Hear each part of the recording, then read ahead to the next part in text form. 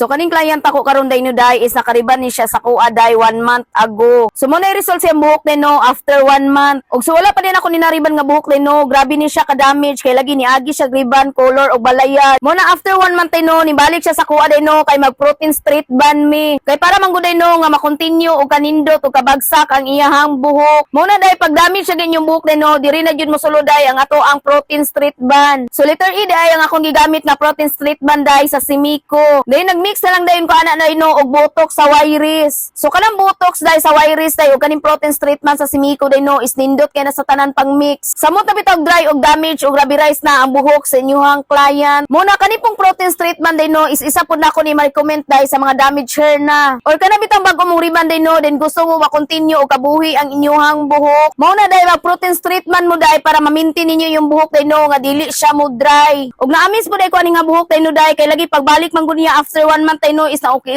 na jud ang iyang buhok. Mo na day kung dry og damage og rubberized na gana inyong buhok day no day mas maayo jud day no nga mag protein straight ban mo. Kay lagi para matabangan pa ang inyong buhok. Anyway day pag human din ako sa tanang process sa buhok sa akong client, inana na dayon ka shiny og kabagsak ang iyang buhok.